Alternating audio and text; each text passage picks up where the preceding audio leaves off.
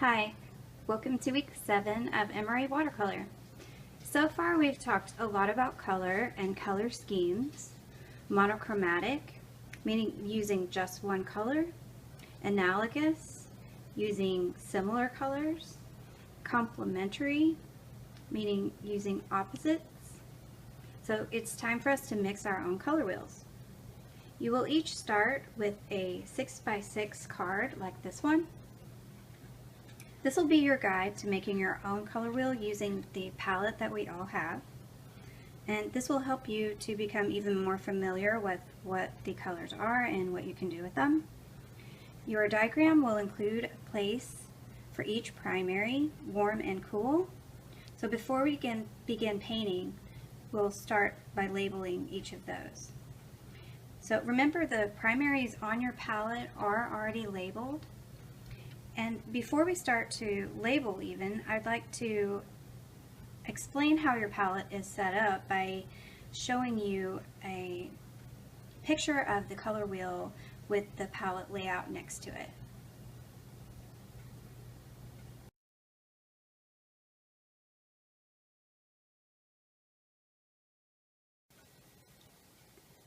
So I hope that helps explain how your palette is laid out similar to the color wheel. So taking your pencil, let's label the primaries cool and warm. To mix the orange using red and yellow, we use the warm red and the warm yellow. To mix the green, we use the cool yellow with the cool blue. And to mix the violet, we use the warm blue with the cool red. So let's begin to fill in our color wheel. Let's begin by using our warm red and our warm yellow to make an orange. We're going to mix the colors right on the card. So start with a paint puddle of the warm red. It doesn't need to be a large puddle, just a small one, but it does need to have a lot of pigment in it. So once you get that, start to fill in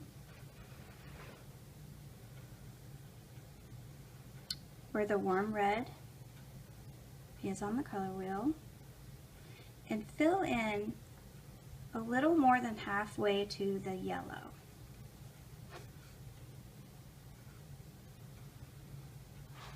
And we're going to have to work quickly here. I have 2 dishes because I'm trying to keep my colors clean. Taking the warm yellow, again, make it a small puddle but a lot of pigment in it, and do work quickly because meanwhile the red is trying to dry. And turn that card where you can start with the pure yellow,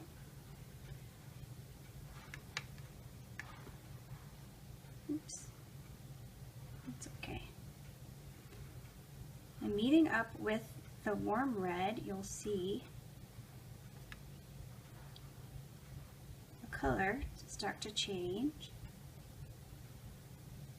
And yes, your colors do start to mix on the palette, that's okay. Just start to mingle it in, help it along.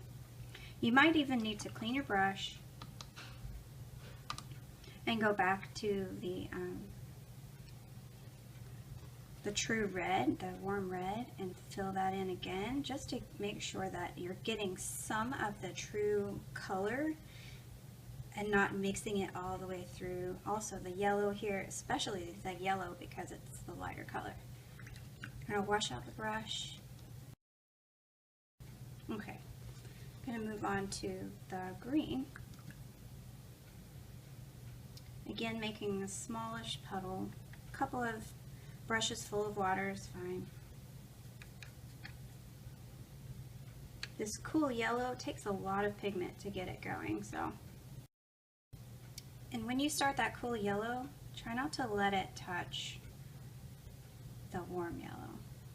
So the 2 pure colors, try to leave them intact, not mixing those, if that makes sense. But again, move along with that yellow to a little more than halfway, and then quickly make a blue puddle with the cool blue.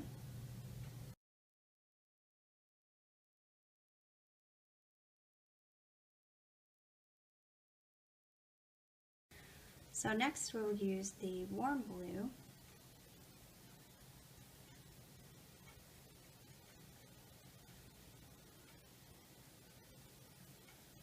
small puddle, lots of pigment.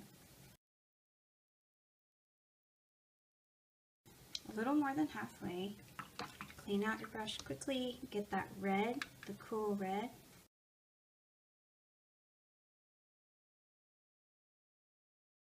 Take some more of that pure blue and meet up with the violet. But first you should clean out your brush so that you have just the warm blue. Maybe even a little bit more pigmented. If you add water at this point, you'll cause